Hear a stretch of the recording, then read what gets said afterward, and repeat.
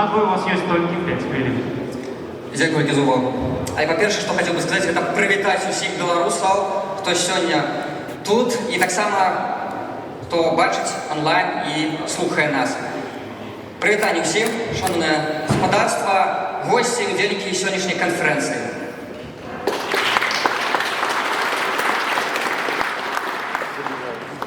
Аб чым хацеў бы пагаварыць, гэта наперш пра тое, што блок «Салідарнасць» гэта аб'яднанне дзвюх палітычных партый. Беларуская хрысціянская дэмакратыя і сацыял-дэмакратычная партыя «Народная грамада». Нашы лідары гэта Павел Северынец і Мікалай Статкевіч.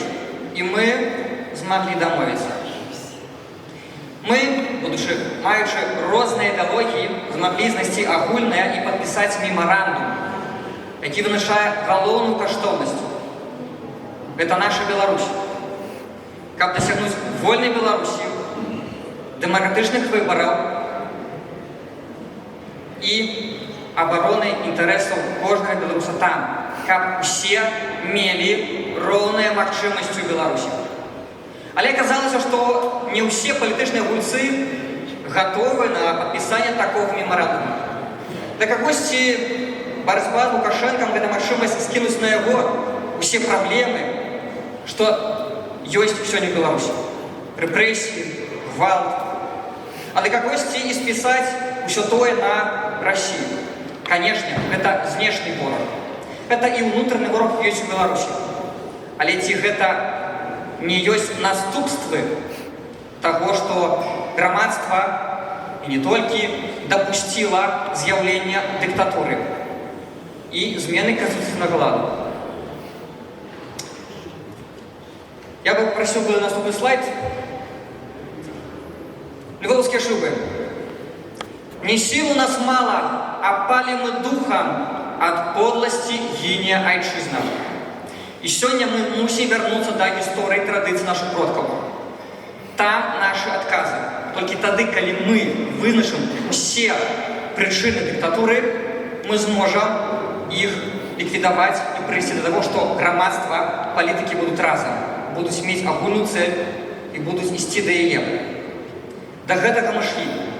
І ўзадай Миколаївське паўстанне Кастуся Каліновскага. Як атрымалася? У 2019 годзе.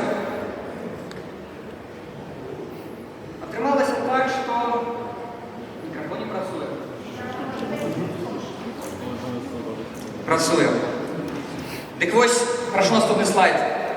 2019 год. Памятаем, все мы были разом. Памятаем, все мы задавались питанием, что робить. И наш белорусский классик отказал людьми зваться. Именно это отбылось в 2020 году.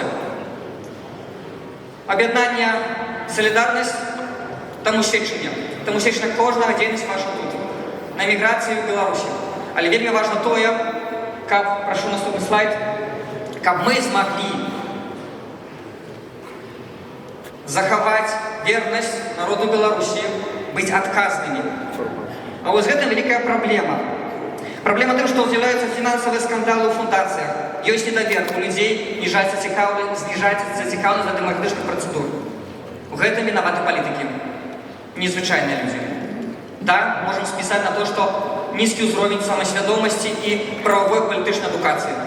Але мы, палітыкі, нясем за гэта адказнасць. Як размаўляць з беларусамі, як даносіць ім нашу ідэю. Таму на сёння выбары УКР гэта магчымасць вырашаць тры асноўныя задачы. Захаваць беларускую нацыю на эміграцыі, дапамагаць тым, хто знаходзіцца ў Беларусі. Вызваліць Беларусь і аднавіць канстытуцыйны лад і вызваліць палітычных вязняў, які сёння не маюць такога дару ласкі, як мы, дара свабоды. Таму хацеў бы сказаць тыя словы, якія папа Ян Павел II сказаў палякам у барацьбе з камуністамі, у барацьбе з сістэмай. Не бойцеся. Мы не даем гарантыі тым, хто галасуе ў Беларусі. Мы ўвогуле нікаму не можам даваць гарантыі за гэтую сістэму электронную. Але мы маем дар ласкі, свабоды тут, за мяжой.